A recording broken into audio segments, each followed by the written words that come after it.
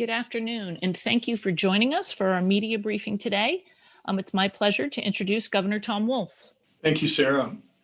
So thank you, everybody, for being here today, and thank all the folks from the agencies who are here today. I really appreciate your taking the time to join us. Currently, as many of you probably already know, models are predicting the first significant winter storm in nearly a year. It's going to hit Pennsylvania tomorrow and somewhat into Thursday.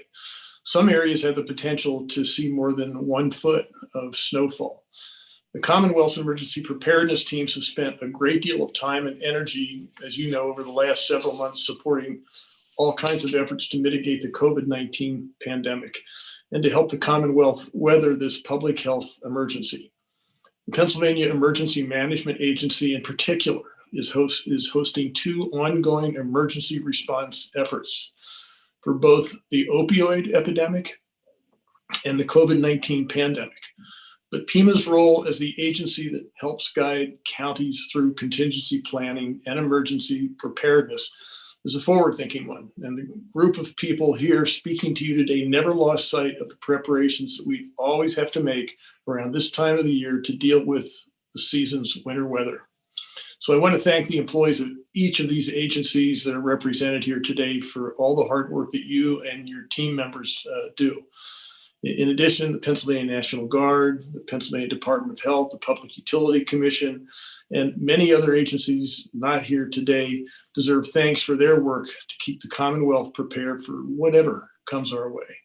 When winter weather threatens your dedication, speaking now to all the agency employees, your dedication helps keep your fellow Pennsylvanians safe. And this is true every year, but it's more important now because we're in the middle of this pandemic. This public health crisis. The work that these employees, these folks tirelessly do to keep roads safe and clear to respond swiftly to emergencies and accidents and to keep Pennsylvanians safe and informed, that helps our frontline healthcare workers and especially those who are working to try to keep us safe from the COVID virus. They get to work because these roads are safe, because all these agencies are working together to keep our highways open. So they get to work and continue to do the jobs that protect all of us from the public health threats like COVID-19. So I want to reassure all Pennsylvanians that the Commonwealth is prepared for this storm. PEMA, the Pennsylvania State Police, the Pennsylvania Department of Transportation, Pennsylvania Turnpike Commission, all have pulled together to address the challenges winter weather brings year in and year out, and this year is no different from any other.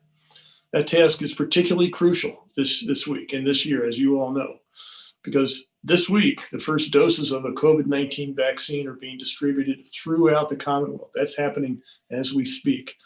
This week, Pennsylvania received 97,500 doses of the Pfizer-BioNTech COVID-19 vaccine for 66 of our 67 counties. In Philadelphia County, Philadelphia is one of 6 cities in the United States that received help directly from the federal government. They got an additional allotment of 13,650 doses of the vaccine. The 97,500 doses that went to the 66 counties outside of Philadelphia will be distributed to many hospitals in the coming days. In fact, that's already started. Inoculations have already started, so that we can quickly continue the work of inoculating our frontline healthcare workers and other vulnerable populations. Every agency involved in winter weather preparedness has a role to play in helping to ensure that vaccine distributions proceed smoothly and safely in the coming days. And our team is ready to work collaboratively to address any issues that arise with vaccine transport and distribution. Representatives from each of these agencies are here to tell you more about how their teams are preparing for the storm. But first, I want to remind you that there's actually something simple that every single Pennsylvanian can do to help us all get through this storm as quickly as possible. And that is stay home if you can. When fewer people are on the road during the winter storm emergency, personnel can work faster and they can do their jobs more safely. So please, if you can, stay home. during this storm while crews are out clearing the roadways. So thank you very much. And now I'm going to turn it over to Pennsylvania Emergency Management Agency Director, Randy Padfield. Randy. Thank you, Governor Wolf, and good afternoon, everyone. When winter weather strikes, the Pennsylvania Emergency Management Agency takes a number of steps, as Governor Wolf indicated, to plan and coordinate any response needed to potential impacts from a storm with other state agencies, county level government, the private sector, and other stakeholders as needed. In fact, the planning for the current storm that will impact the state tomorrow started a number of days ago when we had first indication that there was actually going to be a significant impact to the state. Over the past number of years, under the governor's leadership, our agency has worked with agencies represented here today to analyze the data from incidents that resulted in significant travel disruptions and extended road closures during inclement winter weather in order to better understand the factors that contribute to those situations. These efforts have resulted in the development of a number of processes and procedures to significantly limit the potential of large multi-vehicle collisions, which usually result in the roadway being closed for multiple hours, and respond effectively and efficiently should incidents occur to reestablish the traffic flow and lessen the possibility of motorists being stranded on the road for hours on end. An example of these initiatives is the travel restriction and ban framework that limits or restricts certain types of vehicles for times during high impact storms to prevent large multi-vehicle collisions. This all requires coordinated planning and execution through the Commonwealth Response Coordination Center, working with the other agencies represented here. And over the years has resulted in significant decreases in the number of accidents on interstate highways that close the roadways for hours, strand motorists, and potentially impact their safety. Each storm system has its own set of complexities that need to be taken into consideration, which may require adjustments to plans or procedures. This system is no different. And add to that the complexities of dealing with a storm system and a normal response in a COVID environment as well adds complexity to just about any response operation. Tomorrow's storm is no different, and the fact that it's occurring during the first week's distribution of the COVID-19 vaccine, as the governor indicated, to hospitals throughout the Commonwealth. PEMA has worked with the Department of Health, who is receiving information from Operation Warp Speed at the federal level regarding scheduled vaccine shipments to assess the impacts the storm will have on this planned distribution. Using this information, our agency will be able to coordinate with other state agencies, the National Guard, county or local governments, or any other stakeholders as needed to provide the support to ensure the vaccine makes it to its final destination. This type of focused planning is not unfamiliar to PEMA or the state agencies represented here today. We've used this during other disasters to be able to deliver certain other things as well. Within recent years, this type of planning was used to coordinate the transfer of a critically ill child with a congenital heart defect from an outlying hospital in the Poconos to a specialty hospital with a higher level of care that was capable of caring for the child during a significant winter storm that left the roadways impassable in many areas. That operation was able to be successfully executed in a very short period of time because of the processes and procedures that we use regularly for these types of situations. The vaccine distribution will be no different. Tomorrow's approach will be no different. The Commonwealth Response Coordination Center will be activated and staffed with the needed personnel to support any contingency needed during the storm, whether it be responding to an accident that involves an extended interstate closure or ensuring that the COVID-19 vaccine is delivered to its final destination.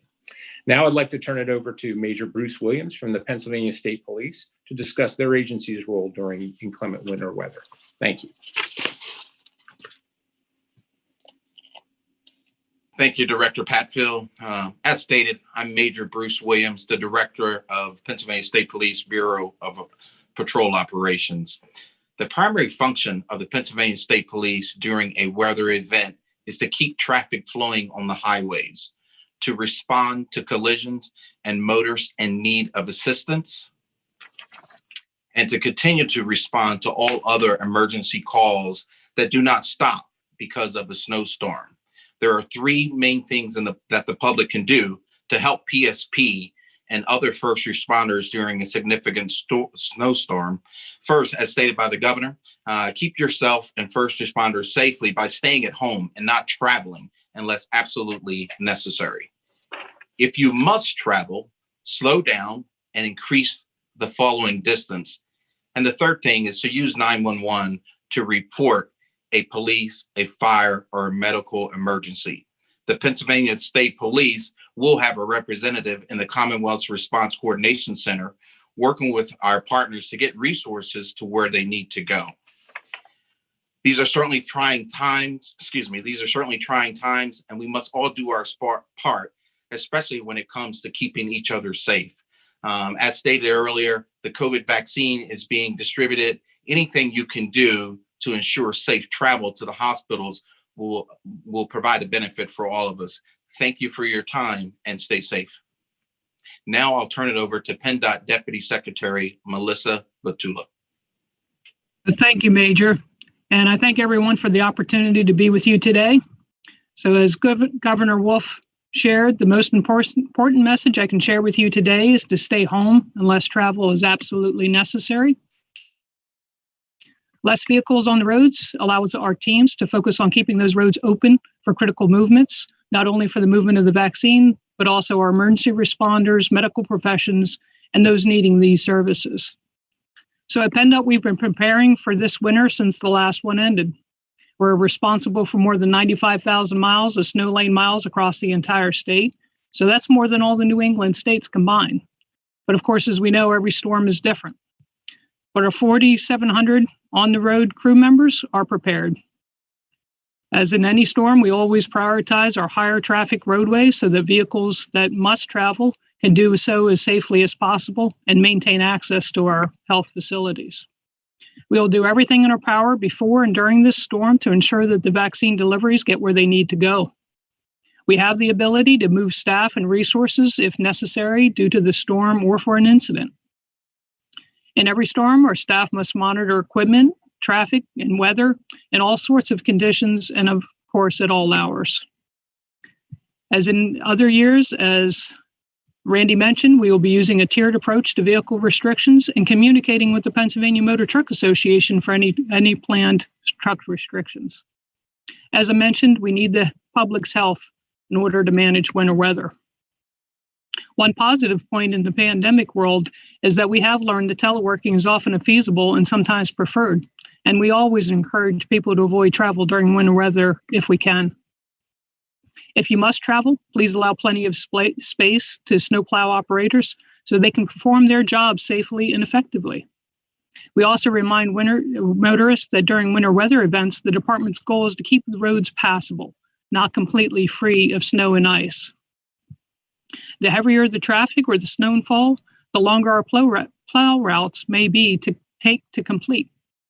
And with each storm, we will continue to treat roadways throughout the storm until roads are clear. As in all storms, we continue to urge our public to use our 511pa.com website to make travel decisions. In addition to 1,000 traffic cameras and roadway alerts, winter roadway conditions are available for major highways. When we implement vehicle and speed restrictions, they can also be found on the 511 system. It also shows when all state roads were last plowed and where our vehicles are at that moment in time. We assure you that PennDOT is dedicated to your safety throughout this storm and beyond. So now I'm going to turn to our next presenter, who will be Craig Shuey, who is the Chief Operating Officer of the Pennsylvania Turnpike Commission.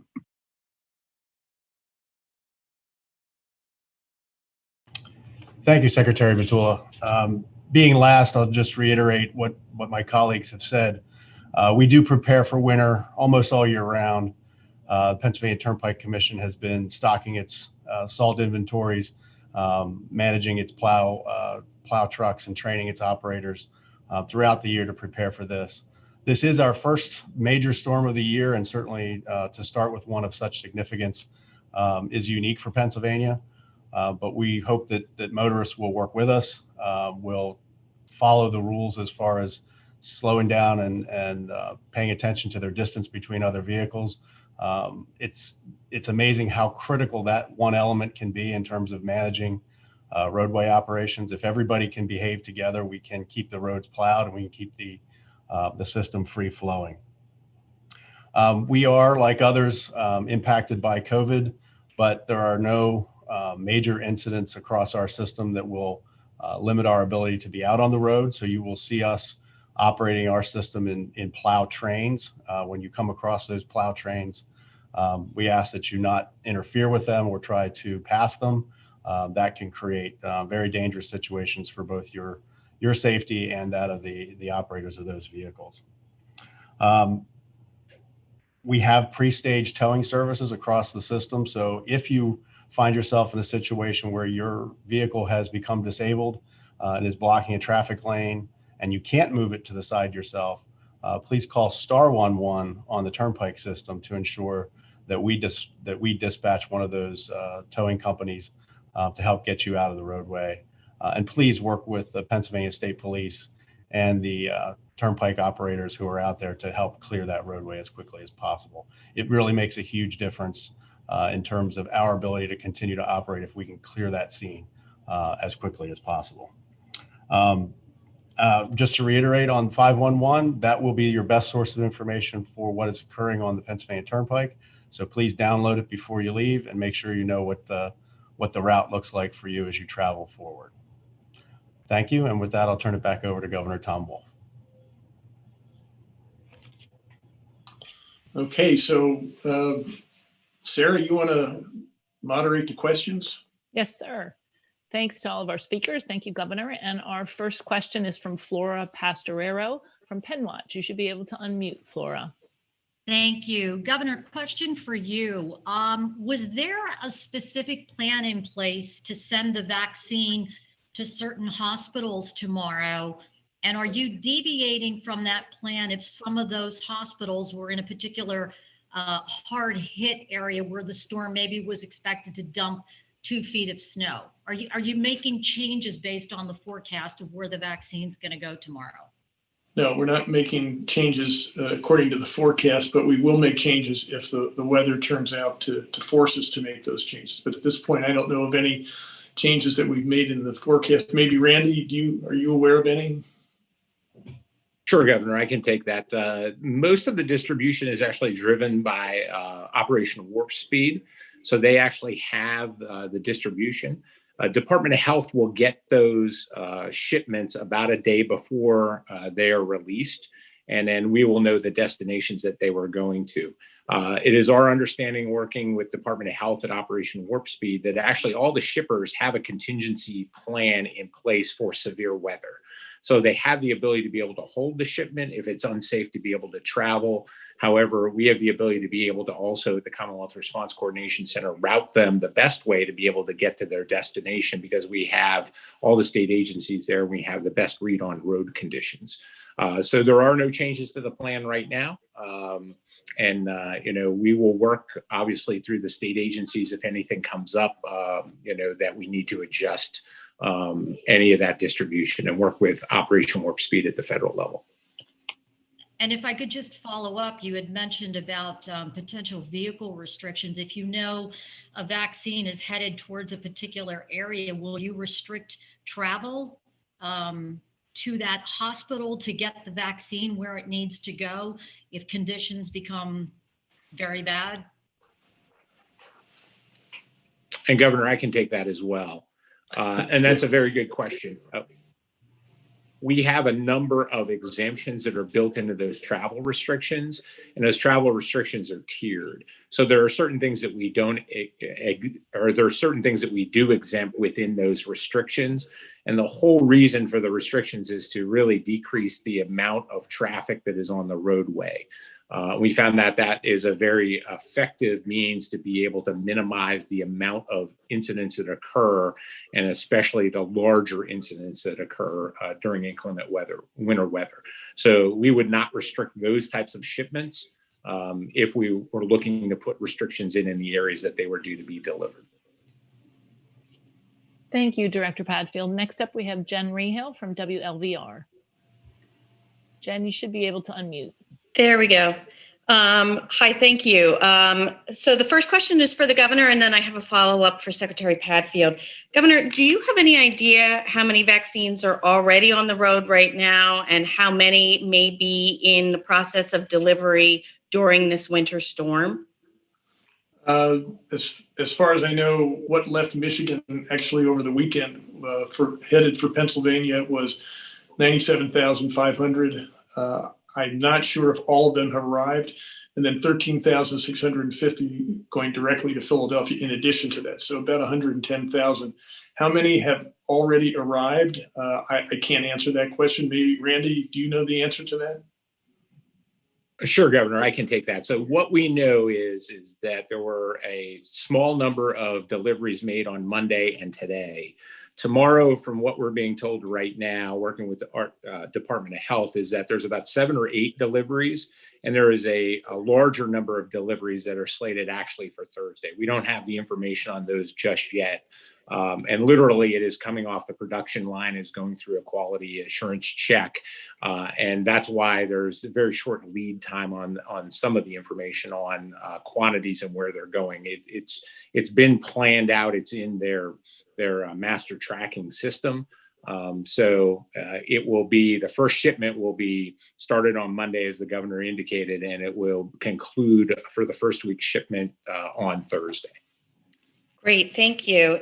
Secretary Padfield, you had mentioned contingency planning for vaccine delivery. I'm wondering if that involves the National Guard, if there would be a plan to like helicopter vaccines around. I'm just wondering what those contingency plans might look like. That's another good question. So the contingency plans essentially would be potentially using the National Guard. We actually work with them on a regular basis. We've actually conducted planning with them, and we will be bringing a number of National Guard on to be able to assist for the storm. They're usually the ready resource for us, and they work extremely well for us in these types of situations. We probably would not have to go to the extent of helicoptering vaccine in. Much of this vaccine is able to be kept in even though it's ultra cold, the way it is packaged and shipped, it can be kept in that situation for an extended period of time. If we would get into a situation where we would have to recharge it with dry ice, we have the ability to be able to identify dry ice providers that we could use to be able to recharge it. But ultimately, the goal would be to try to get the vaccine to its end point. Obviously, there's going to be some challenges that even when we get it to the end point, some of the hospital and healthcare systems, depending on where it's going, may be impacted and not have the people to be able to inoculate because of the winter weather not being able to get them in. But we plan for all contingencies, and that's the beauty of having all of the other state agencies, and Department of Health will be with us. We've been partners in this response for COVID for a long time. So having them next to us as well, we'll be able to make very good informed decisions on what the best course of action happens to be with dealing with any impediments we may come across tomorrow. Thank you, Director Padfield. Up next, and I apologize if I mispronounce your name, we have Michaela Drapak from ABC 27. You should be able to unmute. Thank you. I just wanted to ask about travel restrictions and see if there are any specific road closures ahead of time that are happening. Again, Randy, that sounds like a good question for you. Sure, I can handle that. So we actually just came out of a meeting, many of us that are on this press conference, to discuss that. So information should be coming out shortly on what we believe will be the restrictions. And again, it's a tiered restriction approach. So it's really taking a look at a lot of the variables and the timing of the storm and the timing of the impacts, especially to the roadway. So more information will be coming out in the near future regarding the timing of those restrictions and where those restrictions will be in place. Melissa, do you want to add anything to that? Governor, I think Director Padfield handled that well. Other than the first restriction you usually see is speed limit restrictions. The first response is to make sure we slow down those speeds during those storm events, and then we increase from there. Thank you. Craig, you want to add anything, Craig? Sure. Just that from what we were reported, the heaviest snow is going to hit about 2 hours after the first flakes fly. So you can expect that that's something we're going to be watching very carefully to see once we've started snow. We're going to get into some pretty heavy stuff soon after that. Okay. Thank you, Craig. Next up, we have Jamie Martinez from Spotlight PA. Go ahead, Jamie. Hi, thanks. Governor Wolf, this question is for you.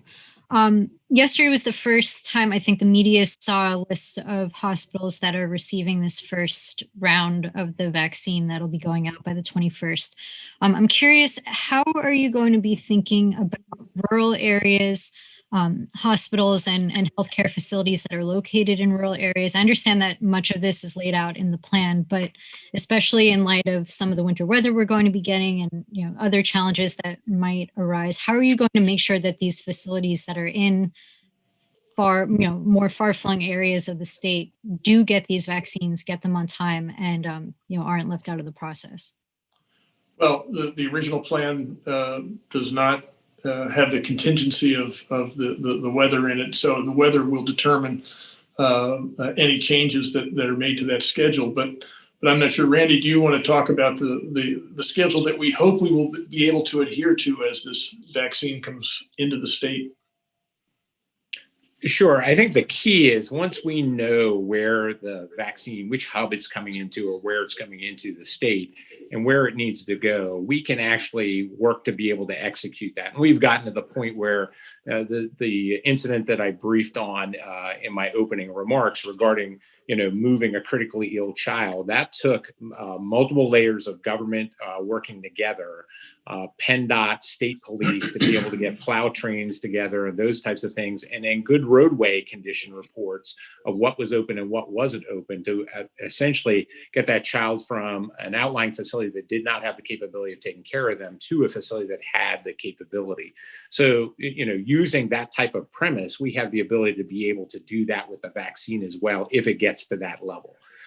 So the goal is really, even in the rural areas, we would have a good understanding working with our county emergency management agencies and even some of the local jurisdictions to be able to figure out what the road conditions are, what is passable, what isn't passable.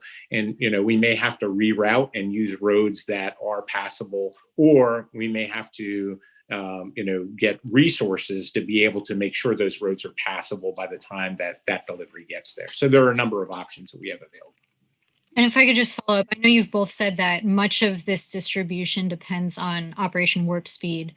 Are you confident that they'll hold up their end of the deal, especially if we're dealing with unforeseen circumstances like weather? Let me just start when you say they're part of the deal, they are. I've been convinced that they have done a pretty good job of getting us to this point. We don't know exactly how much the vaccine is going to get to us and how quickly.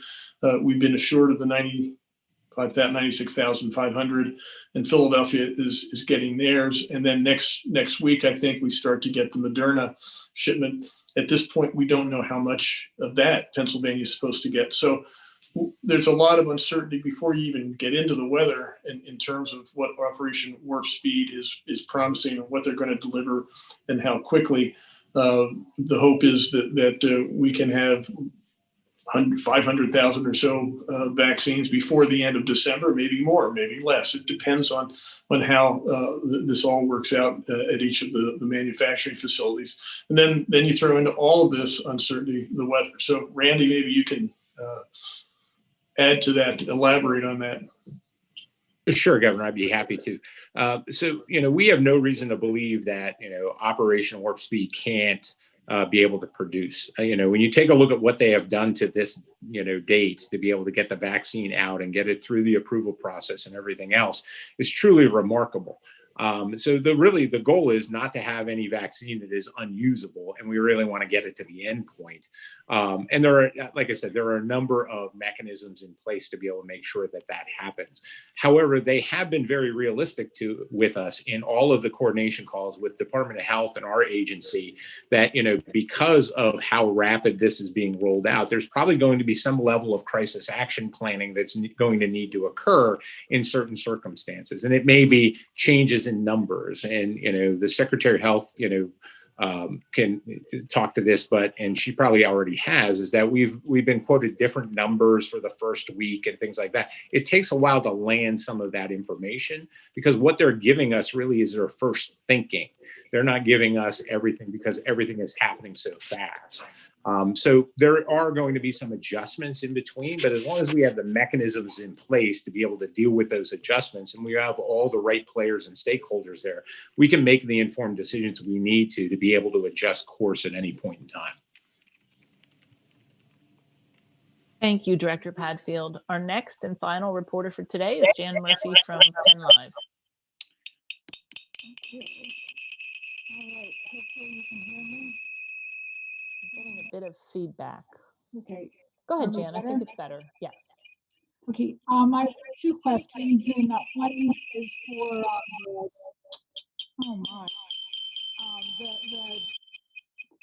folks that can talk about the PennDOT personnel with the surge in cases that we've seen in COVID in the state.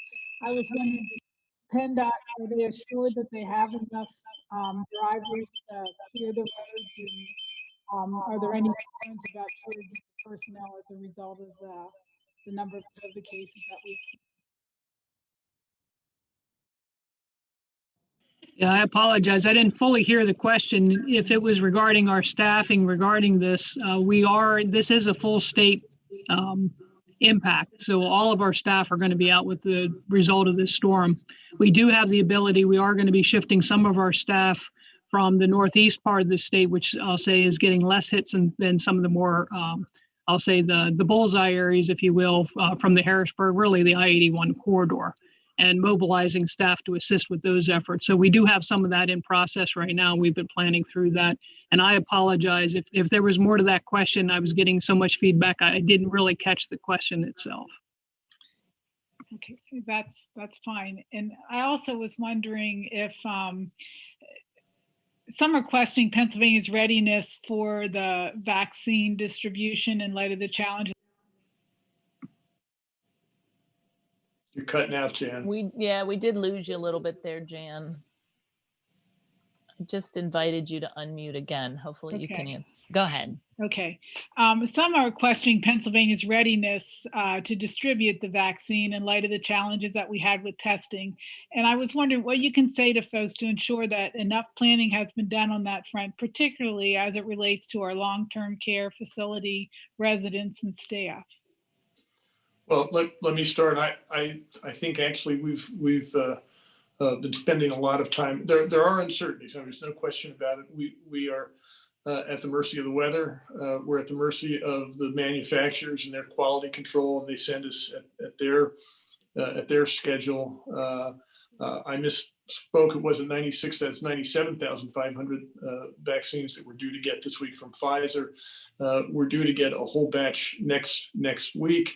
I think in terms of what we know, Pennsylvania has done a good job of making sure that the vaccines get out. I know hospitals have already started inoculating members of their staff, and that should continue throughout the days from now on until we reach the number of people who want to have the vaccine. So I think Pennsylvania is in a position to do a really good job of this.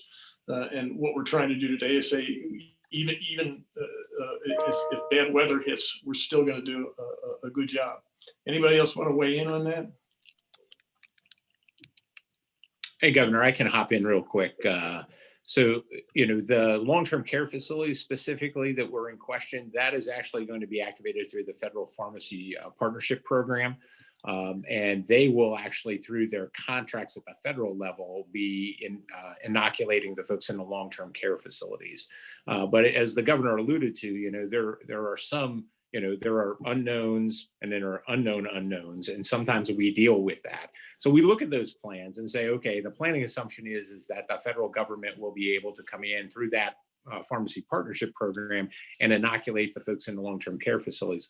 Ultimately, our agency looks at those plans, works with Department of Health, and they say, okay, what happens if this occurs, or they need additional resources to be able to do this, or they need additional support to be able to do that.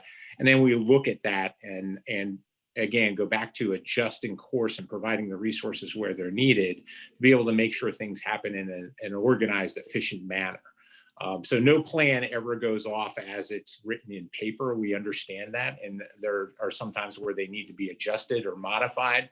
We've looked at doing that throughout the entire COVID response as we've seen the evolution of the data and the information. And this will be no different during this phase with the rollout of the vaccine. Thank you. Thank you, Director Padfield. That is all the time we have today. Thank you, Governor Wolf. Thank you, Director Padfield. Thank you, Major Williams, Melissa Batula, Craig Shuey. We really appreciate everyone's time and information today. Thank you to our reporters for your questions, and especially today and over the next few days, everyone stay safe. Thank you.